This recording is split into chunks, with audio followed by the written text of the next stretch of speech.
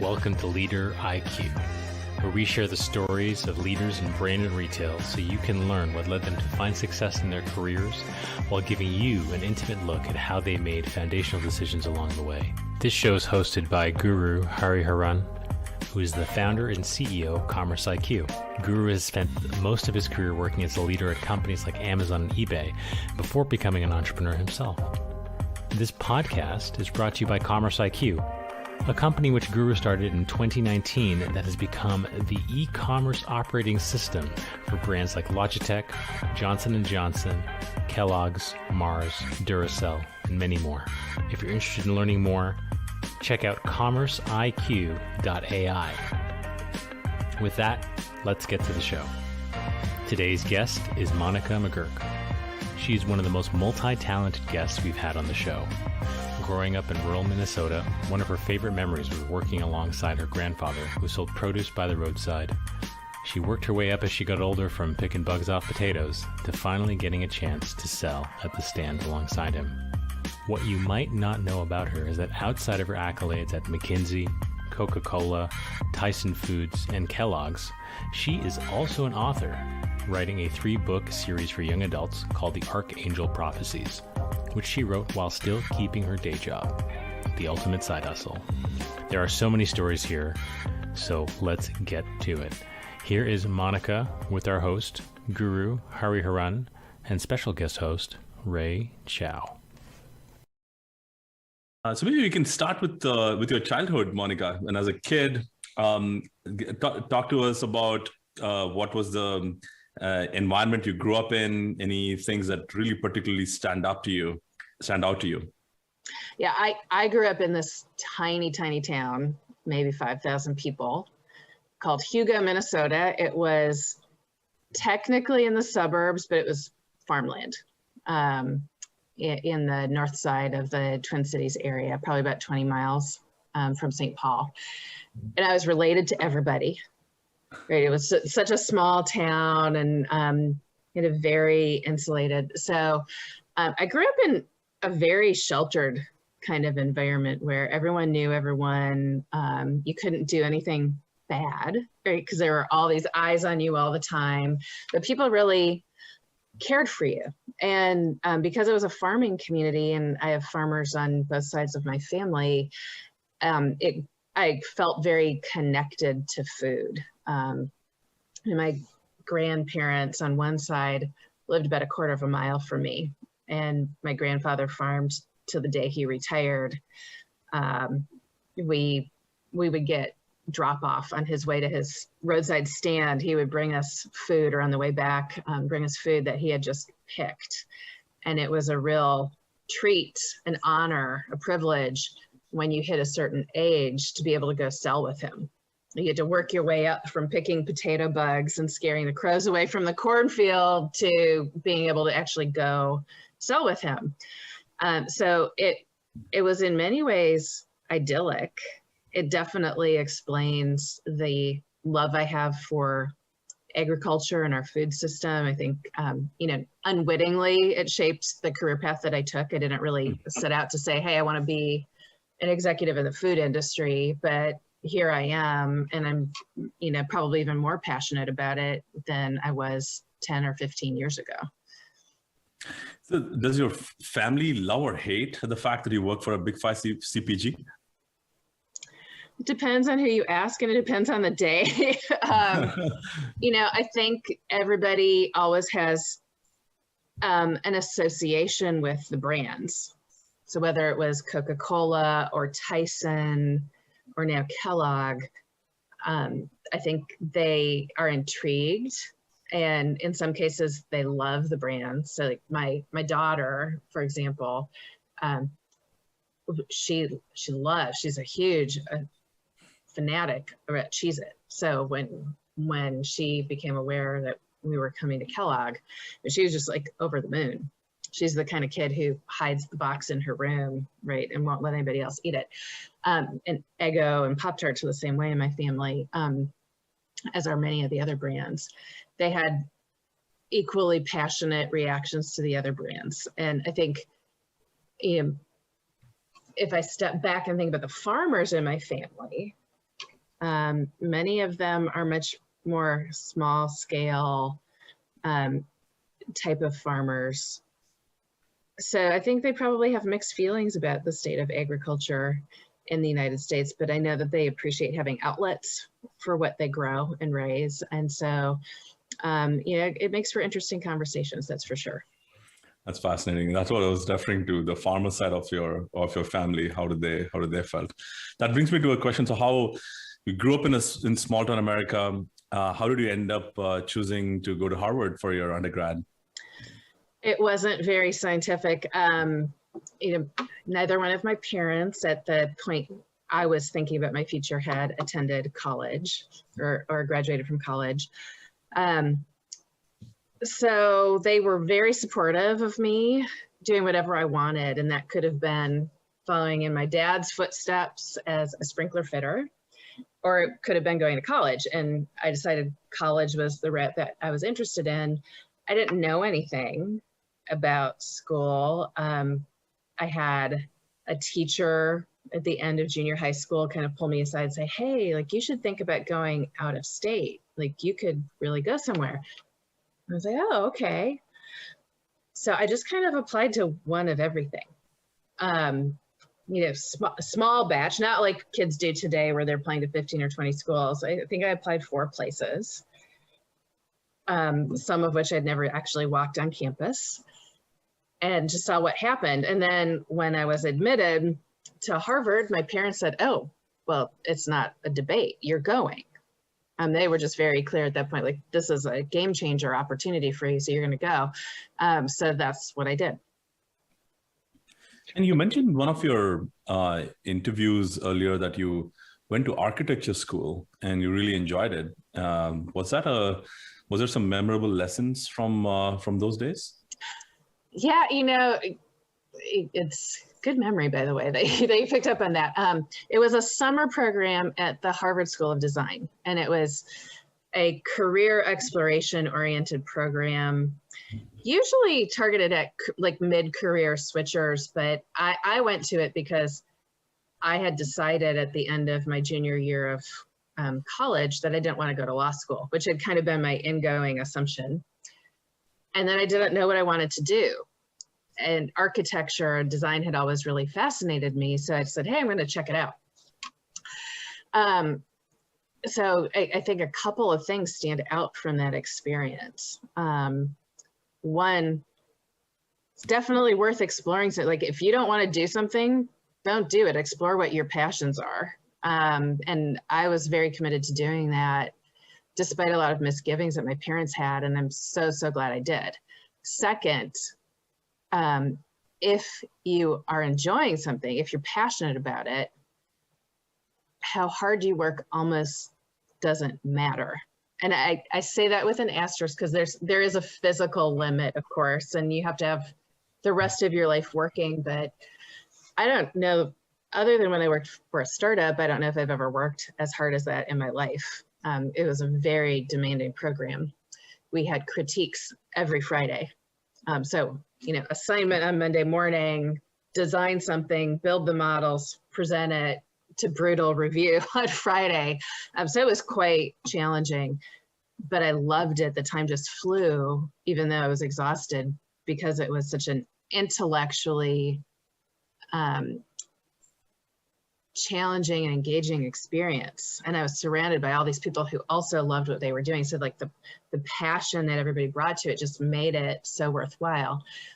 And then third, like being brave enough to actually suck at something, to expose yourself to a learning opportunity is really important. I am not manually very dexterous, which is challenging if you're trying to build models. It's challenging sometimes if you're a cook as well. It's just not something that I'm super gifted at, despite having been a musician. There are just some realms that I don't translate that skill set very well to. So it was really hard for me. Parts of it were super easy, like math, designing something on paper, not hard. Actually physically building it was really, really challenging for me. And for other people, it was just like a snap of their fingers, they could do it. but I was so interested in it that I was committed to trying and pushing myself. And even though I knew I wasn't the best person there, in fact, I was probably one of the worst people there on that element of it, it was worth it. And I never would have had that experience or any of the takeaways or the friends that I made from that if I had been concerned about being the best or protecting myself from criticism and not being willing to take a risk. So how do you then choose to pursue government, I think, is what you did your undergrad? Government, yeah, and then also education in your focus in the MA. Yeah. So again, people who are looking for a super purposefully designed career might be disappointed in hearing my story. Like I said, we didn't have a ton of experience in my family attending college, and certainly didn't know anyone who had gone to Harvard. The priest in my parish said, "Oh, you're going to Harvard? If you go to Harvard, you become a lawyer. And if you are going to be a lawyer, you should study political science, which at Harvard is called government." So I like philosophy. I was very interested in international relations. So it just seemed, okay, that's what I'll do. So that's what I did. I did a lot of political philosophy, a lot of international affairs. Back in that time, it was still the Cold War, right? The wall fell while I was in college. And so I literally had classes where you had a floppy disk, dating myself, and you had to configure the missiles and then see what would happen if war actually broke out. So it was very different than anything that I ever actually ended up doing. But that's kind of how I fell into it. And then when I was at Stanford getting my MBA, Stanford made a real commitment in the 90s. I think it's still a strong commitment today to promoting cross-fertilization, particularly between the business school and other disciplines. So great dual program with the engineering department to foster innovation, a great program also in international affairs, and then this program with the education school. And that was, at a time when a lot of people were exploring the role of incentives and school reform, which is, an evergreen topic. But it was really interesting to me, and I personally feel quite strongly about the importance of our education system in the United States. And since it was part of what you could participate in at Stanford if you were accepted into the program, I decided why not? And it's interesting to me. I think in the future, at the time I was thinking, I will probably get involved in some form or fashion, maybe not as my full-time profession, but as a board member or something like that. And so why not take advantage of this opportunity to immerse myself in something completely different, but incredibly critical to the future of our country, and just be prepared to help if I can. And have you had a chance to do that? Are you involved with any such? Yeah, for a while I was on the one of the local boards of Teach for America when they were really trying to build up their program in the Atlanta area.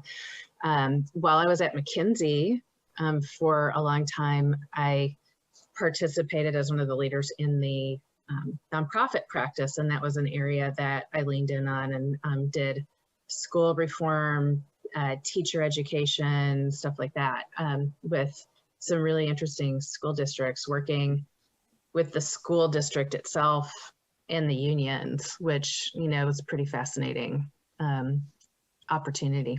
So yeah, I have. Monica, I'm curious, as you look back and you think about a lot of what drove you maybe in those years, do you think it was largely curiosity, or do you think that did your upbringing, the fact that your parents didn't finish college, have an influence over you pursuing more education? I'm just curious, because you went through a lot of schooling, it appears, and I'm just curious what you think drove you through those years. Despite my parents' lack of education at that point, it was always really important to them. So, if I go back to my mom's mom, she grew up in a farm, and one of the things that she always talked about was her disappointment that she was not able to complete her education. Her father pulled her out of school at eighth grade to stay home and help work on the farm. So she was an avid, voracious reader. You would go into her home and there'd be piles of magazines and books and everything all around you. It was just like this weird wonderland, because it was all stuff that you wouldn't have in your own home, like Farmer's Almanac and Reader's Digest, really interesting stuff. So that was kind of a theme that I remember from a very young age of how important it was. And they were quite modest in means. They had 11 surviving children. And she felt, and my grandfather felt so strongly about the education of their children, that they somehow scraped together money to send the girls all to boarding school, Catholic boarding school, because their religion, their faith was also very important to them. So I had that example. And so one of the cool things actually about my story is, in rapid succession, when I was like in my early 20s, my grandmother got her GED. My mom got her associate's degree. And then I got my bachelor's degree. So we had this really cool series of celebrations where we got to really honor the commitment to education that they had. So I think it's partly that, and partly intellectual curiosity, and partly opportunism, right? Like for me to say, hey, this is an interesting opportunity. That Stanford program, it didn't cost me anything extra. So not that it was a mercenary decision, but it's kind of like, why wouldn't you? You're in this environment anyway. You're supposed to be here completely to dedicate yourself to learning. Why wouldn't you, if you have any interest in this whatsoever, do that? And and it was just fascinating to be able to be, across the street from the business school and be in a classroom where people were actually debating whether incentives mattered, right? It's something that you take for granted in a business setting. Everybody just inherently believes incentives matter, metrics matter. And to have a conversation on the same topic where you're surrounded by the majority of people saying, you couldn't pay me anything more to care more about what I do. I already care, like, beyond what you can imagine. It's not about that, and it won't matter. It just really broadens your perspective, I think, to have those conversations. That's fascinating. And so it looks like you took education and an MBA at the same time. Yeah. That is super fascinating. So what led you to sort of pursue both of those together? Well, I fell into business because after the design school experience, the architecture school experience, it's like, that was good. I like that, but I have a lot of debt, right? I have a lot of student debt, and going straight into a master's program is probably not financially responsible. I should probably get some income and then kind of see from there. So at that point, my goal was, I'm going to get a job. And I didn't really have any business experience, but figured that would be a smart thing to do. And so that's how I kind of ended up getting to McKinsey. And I liked it. It was really interesting. So I thought, okay, that's cool. I should continue with that. And the consulting experience is tremendous because you learn so much. The learning curve is so steep, but it's also very dependent on the projects and the people that you work on. So you can have incredible depth of knowledge in a certain area and just a complete blind spot in something else.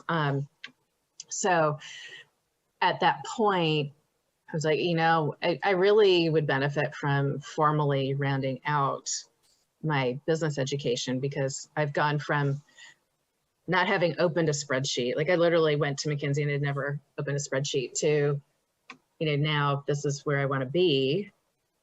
And because Stanford was promoting this multidisciplinary approach, when I was accepted into the business school program, I decided I'll just do the dual degree program if I can get in, because that would be just personally gratifying to me. So I did that track in the MBA program with a certificate in public management, kind of that social service bent, while I was getting the master's in education at the same time. So it's fair to say that education was kind of your passion and MBA was the practical drive in you moving towards that? Yeah, I mean, I don't know if I would make it that black and white. To me, it was all kind of bundled up together. That's fair. So let's go to your McKinsey experience. And I do want to unpack, how did you get out of McKinsey and into an operating world? But before that, maybe would love to talk about your McKinsey experience. I know you're not allowed to potentially name names and all that, but any memorable engagements that you worked on? Just curious what sort of things that you encountered. Well, I mean, each project, each engagement was always quite challenging and memorable, because typically you're not ever asked to come in as a consultant and work on easy things. It's usually highly problematic things where there's lots of misalignment and disagreement, or super strategic things that require a balanced view of how the future could play out, risk management, things like that. So everything was always really intellectually fascinating. And so was it more like strategy or operations, Yeah, so I was there for quite a while. So I kind of ran the gamut. When I started out originally in the Cleveland office, in Cleveland at that time, I don't know what their client base looks like right now, but as you would imagine, it was not a hotbed of consumer. There was a lot of banking, there was a lot of heavy industry. And so that's where I spent most of my time in those initial years. And what I spent a lot of time on was commercial. So sales force design, some M&A work, innovation strategies, sales force effectiveness, things like that, portfolio strategies for big R&D efforts. And that's where I got kind of bit with the innovation bug.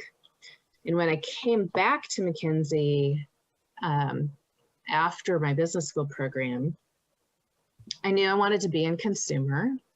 I had actually done my summer with a consumer company, and that was always an area of passion for me. And so I relocated to a different office that had a very good mix of both retail and consumer goods. A lot of work in the food industry across both.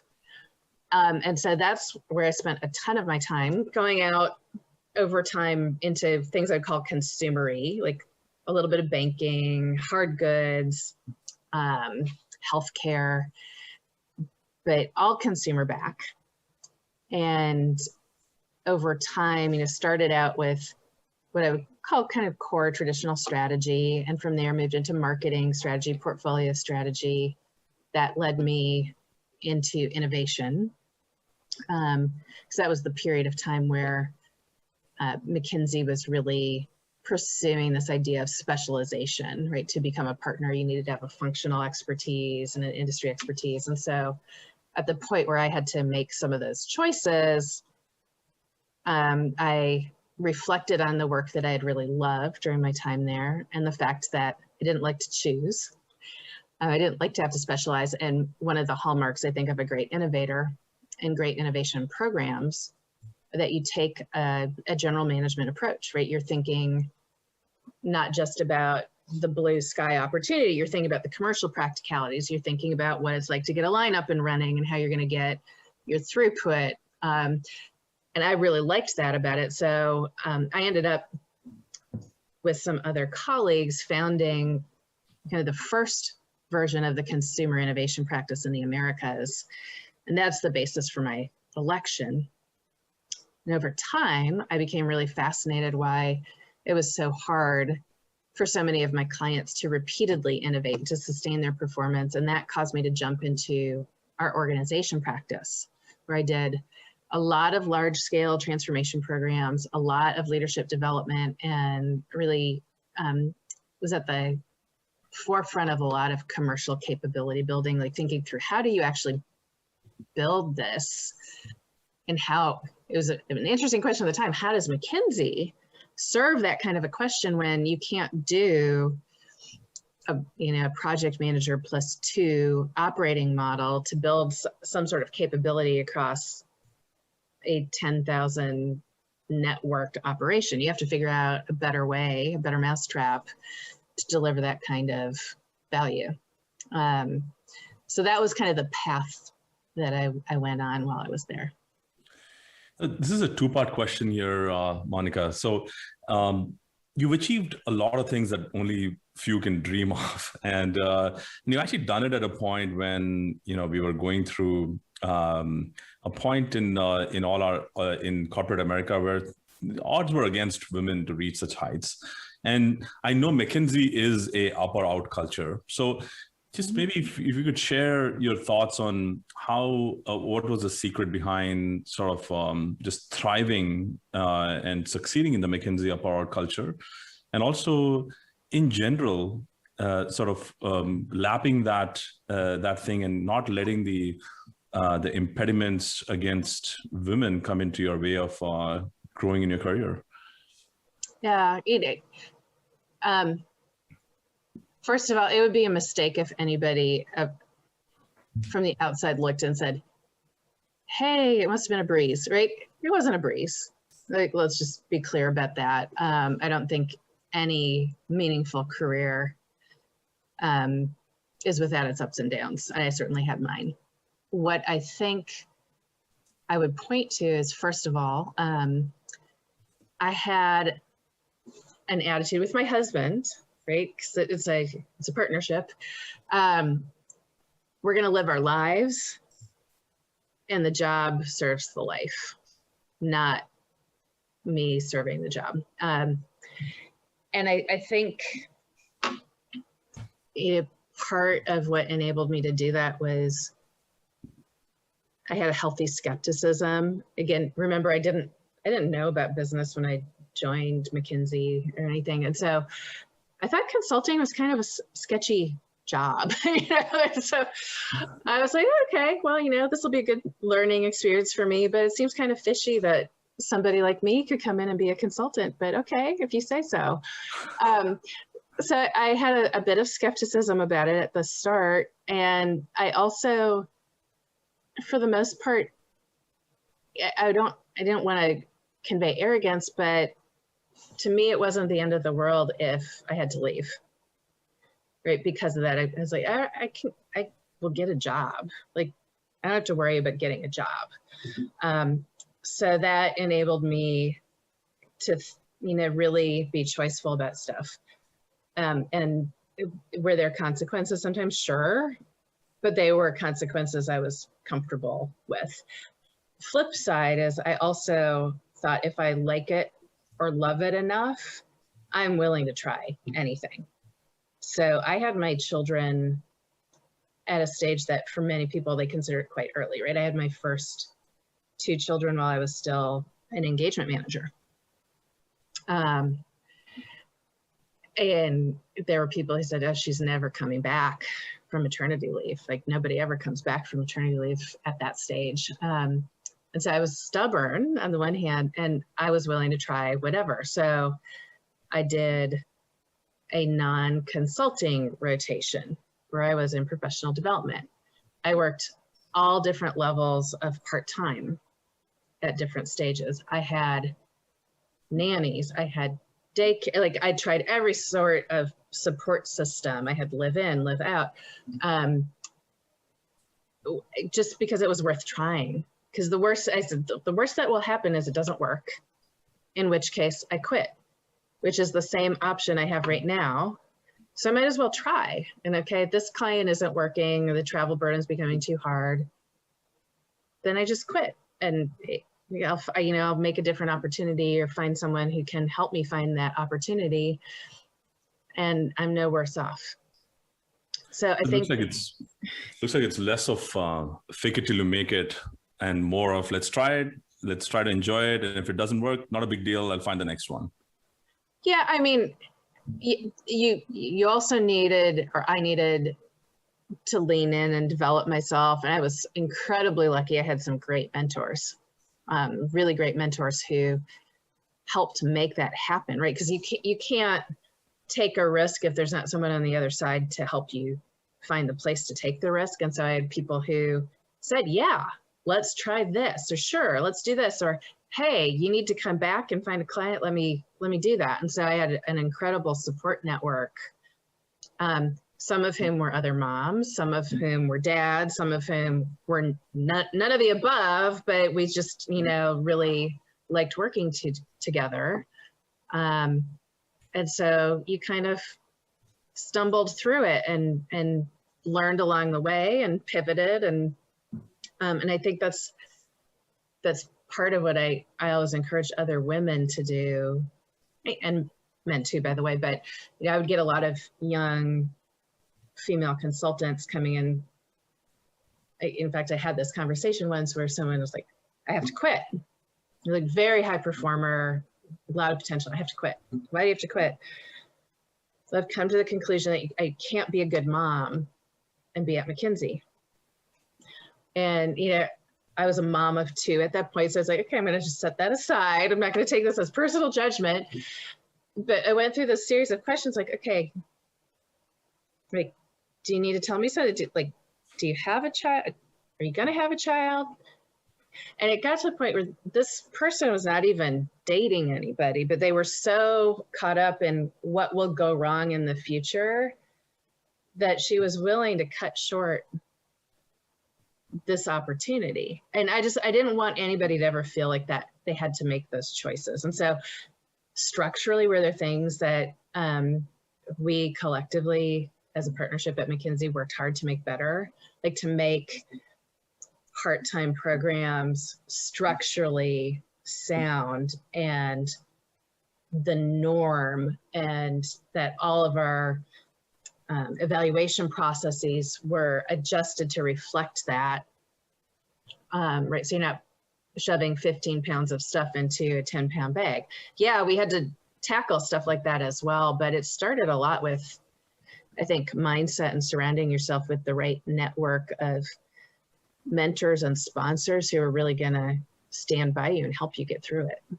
Is that how you think about it? And if you have young men and women rising up their careers, how do you how did the mentor network work for you? I mean, the other day I was listening to a podcast by Reed Hastings, and he talked about building a mentor network, not just having one mentor or 2 mentors, but actually having a mentor network. Mm-hmm. Looks like you also went down that path. I'm curious how you think about and how you suggest others to think about this. Yeah, I mean, a true mentor takes an investment in the relationship, and the value of a mentor, a sponsor creates opportunities for you. Mentors might not go that far, but they give you good advice and perspective, right? And you need both. You need sponsors and you need mentors. And I think an important thing is to get mentors with different experience and perspectives to round you out. Because the beauty of it is they're supplementing you, right? They're giving you the benefit of what they've learned along the way. And so the more diverse perspectives you can get, the more helpful it will be. So yeah, I have had a network of mentors.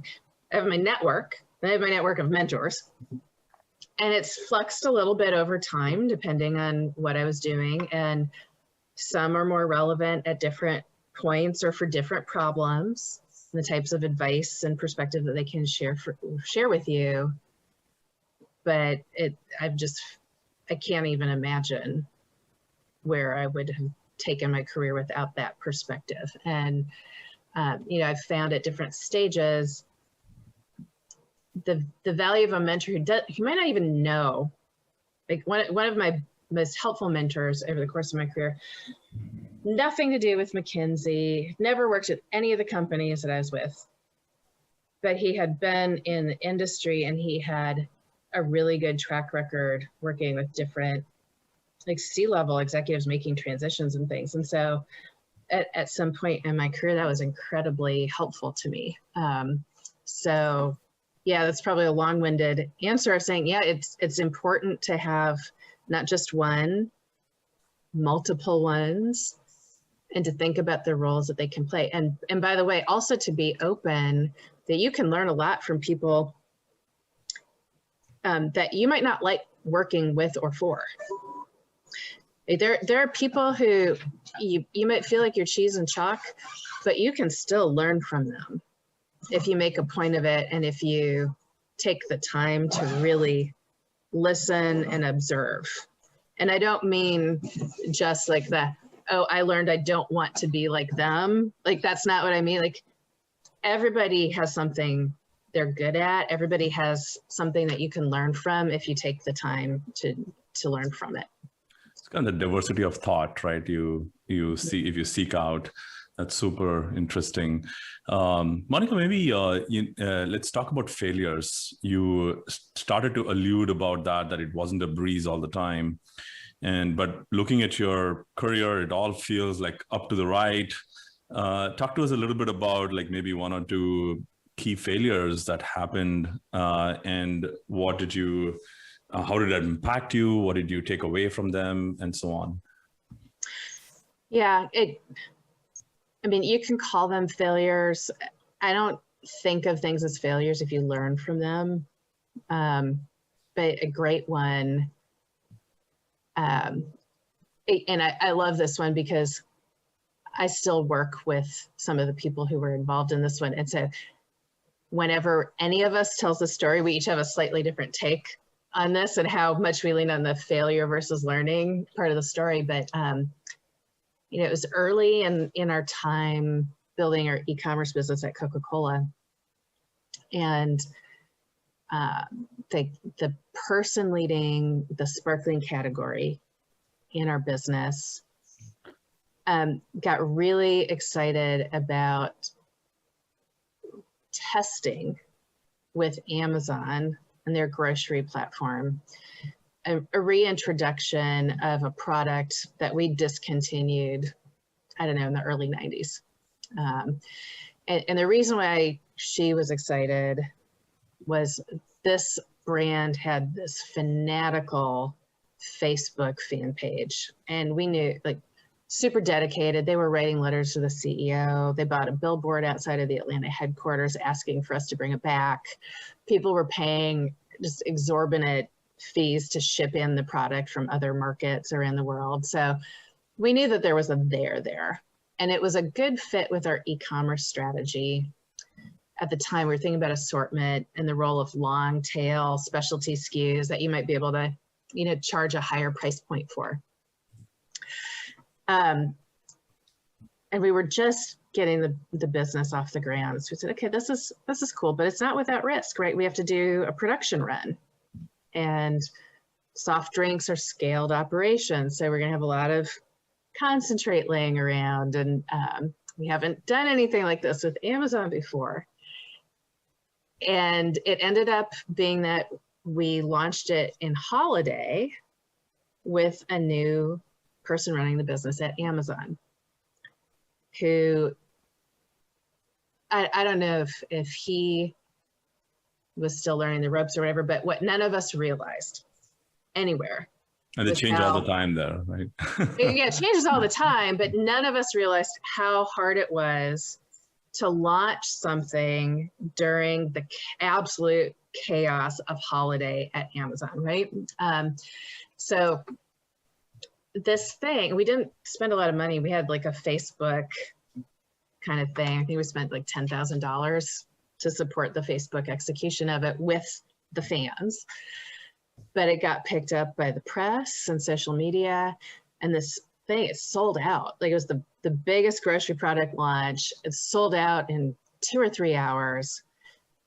So at some level, wow, success, like super cool. But what happened was an operational nightmare because, you know, e-commerce, right? You're out of stock. Your algorithm starts to plummet. They were yanking it, so it wasn't available. Meanwhile, we had trucks coming. They were rejecting the trucks. It was a disaster. And we were getting phone calls from the corporate tower, like, what's going on? What's going on? It was just a nightmare in many respects. I use it as a success story because we learned so much, what not to do. We learned so much about the brand, about how we could think about it in a physical context as part of a portfolio strategy. But yeah, it was not good. It was not good by any stretch of the imagination. But, you know, like going back to our earlier conversation, I worked for someone who believed in me, believed in what we were trying to do, believed in the strategy we were taking, believed in taking risks. And, you know, we had identified the risks. We didn't know everything, all the moving pieces. We learned a lot from it. And so it wasn't punitive. It was just a lot of good learning. But yeah, it was not a good time. Do you think about risk taking in terms of reversible, irreversible decisions? Do you apply any mental framework in terms of what risks are worth taking versus which are not worth? You know, if we were talking about enterprise risk management, think about size, probability, and velocity. Like how fast is this going to happen? And that all informs, you know, reversibility, catastrophic versus manageable level of risk and the like. I think I like to identify what I know and what I don't know. And from the standpoint of innovation, like new product development, and like when you're talking about big breakthrough development, the problem with the traditional stage gate process is it follows a sequence where you might not answer the open question pertaining to the biggest risk until you're 3/4 of the way through, right? So when you're talking about big things, I think being savvy enough in your understanding of the business, the supply chain, to pinpoint like really what's going to make or break this. What's the question that we need to answer, and what's the fastest, cheapest route to answering that question so we don't waste a lot of money and time. We call the ball as quickly as we can. Or we adjust the business case based on what we learned, right? I think that's what I like to do in a practical sense in that part of the business in which I work, which is different than I think a traditional approach to stage gate, but really, really important when you're talking about innovations that could change the game for your industry or your company. That's very interesting. It leads me to actually going back to the transition that you had from McKinsey. Obviously, a lot of smart people in consulting companies, and they make careers out of it, and you certainly did. What made you change into an operating role? And part two of that question, what did you have to unlearn? Looks like you like what you do, and you've done this in 2 or 3 companies now. So just curious how that journey unfolded for you, and also the unlearnings you had to do. Yeah. So for me, it was very simple. If I go back to that skepticism I always had, right? I actually initially turned down my offer to join McKinsey and went and took a job with a quote unquote real company, right? Because I always had this affinity for something tangible. It's probably because of my background, right? But that also meant I always knew I would not be satisfied with a career if that's all I ever did was be a consultant. And at a certain point, you have to make that decision, right? It becomes, I don't know, comfortable doesn't sound like the right term, but it becomes safer to stay than it is to go. So that's kind of what led me at that point to do it.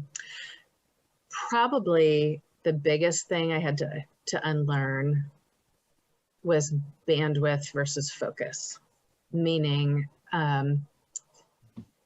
in that up or out culture where, I don't know, 50% of people are gone within 2 years. A lot of people have the mentality of, I can do anything for 2 years. And that informs how people work, right? I can ask anything. Now, good leaders at McKinsey or any consulting firm don't do that. They don't abuse that. But the reality is, when you've got clients who are paying a lot of money for advice on really, really risky or important things, your inclination is to help as much as you can, do as much work as you can, ask for a lot from the people that you're in, from yourself, right? So I had to learn how critical it was to focus and simplify. I couldn't do the same breadth of work generation. And it's actually better. Like, I think if I had known what I know now at McKinsey, I think I would have been a better McKinsey consultant as well. But it's a continuous thing. It's one of the first things I learned. It's one of the first bits of advice I got when I was planning to make that transition. And it's something I continually try to check myself on, because it's, you know, it's a muscle and you have to work at it. The other thing that I don't know if it's an unlearning as much as a learning, but a partnership, especially at the stage that I was at McKinsey, a partnership doesn't have top-down one-way communications, right? It's a networked-based organization. There are lots of practices and geographies, and it was run very differently than a top-down corporation. And the thing that I didn't realize as much was just how much people watch and interpret what you say and what you do as a visible leader in that more kind of top-down environment. The assumptions people will make about what you mean from what you say based on their experience of that culture can be pretty profound. So I had an experience, again, early in my time at Coca-Cola, where I don't even remember what the question was, but I asked kind of a hypothetical question, like, I wonder what blah, blah, blah, in a meeting. And a month and a half later, the people I was with at that time showed up with like a 40-page deck from a project they had launched with consultants to answer my question. I was like, wait, what? You did what? I was like, oh. And you know, for someone like me, like, I'm very intellectually curious. Mm-hmm. I read a lot. I talk out loud. Like that's how I process things. I talk. And so I was like, oh, I can't do that anymore. Like every time I forward an interesting article over email, I'm triggering someone to think, like, what does she want? Like, what's the work? What's the work? And like, okay, I have to unlearn that and be really purposeful in communicating what I mean when I say something, what I actually want done with it, if anything, and how important it is to be very clear when you don't want anything at all. You're just thinking. I want to take a little bit of a detour into your personal side of things. And we had to actually triple check this while doing our research to make sure that it was the same Monica. But it looks like you are the author of the Archangel's Prophecy series. I'm just curious how that came about and how you got time to write a trilogy while running a family and having C-level roles at large companies. But it's a fun story. So not the short version, the medium version of it is, you know, at some point when my youngest was still like a toddler, I a colleague of mine passed away, and it was very sudden, unexpected. We weren't super close, but we had what I referred to as parallel lives. We had both been analysts at the firm together. We'd gone to business school together. He had married the former roommate of my best friend from college. We got elected partner at the same time. Right? So we had always stayed in touch, and I just kind of identified with his path a lot. And then he was gone. And it was very tragic. And it sounds like a cliche, but I said, whoa, I don't have a guarantee of another 20 years or 40 years or whatever. And it caused me to do a lot of soul searching. And at that point, I realized I was, all in as a partner at McKinsey, and I was all in as a wife and mom. But all of the stuff I was doing just for my own joy and pleasure, I had allowed to squeeze out, like in the sake of efficiency, right? Through a series of circumstances, I realized I wasn't putting gas in my tank. And that was fine as long as personal life and work are going well, but you hit a speed bump or a pothole in one or both of those at the same time and you don't have gas in your tank, you're in big trouble. So I started thinking through what can I do? Like what gave me, one of my mentors said, think about what gave you pleasure as a kid and try to discover that again. So it's like, okay, I'm on the road a lot. I can't take a piano on a plane. What can I do on a plane? And I thought about writing. And I made a deal with myself that I would use the time that I would typically be on a plane, like catching up on email or memos or something, and just let myself write as a gift to myself. And to ease into it, because it had been years and years and years, I started doing fan fiction. So I ended up writing 2 novel-length works and a bunch of short stories on fanfiction.net under a pseudonym. And I got a lot of really great feedback, actually won an award in the UK, at which point my husband said, hey, you need to do something on your own, something original. So I said, okay, well, here goes. And I just started doing it. So it was a gift to myself. It has made every aspect of my life better. I won't pretend that I do it with the same discipline as a full-time author. I try to do my best, but it ebbs and flows based on the demands of work and my family and what I've got going on. And it's 100% possible because my family supports me in doing it, but I get a lot of energy from it. And when I don't do it, I feel its absence. So it's been a real great evolution in my life, both personally and professionally, to be able to do it. That's great to hear. And on that note of family, can you talk to us a little bit about how your family, how you handle your family as a parent, as a partner? How's that evolved over the years? And if you were to go back and give an advice to the Monica when you were starting the family, what would that be?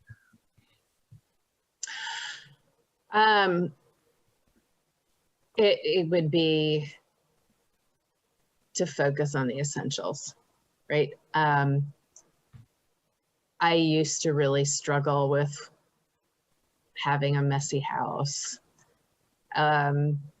or ratty furniture or whatever, like that stuff as a hallmark of good housekeeping and order.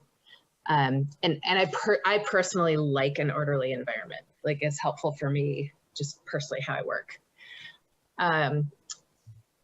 And I remember having this conversation with my husband one night. He was like, hey, I can have the house spotless for you when you come back from your road trip, or I can spend 3 hours at night playing with the kids. Which do you want? And it was just so clear, right? When you put it that way, I was like, oh, absolutely. You're doing 100% the right thing. Not even worth debating it.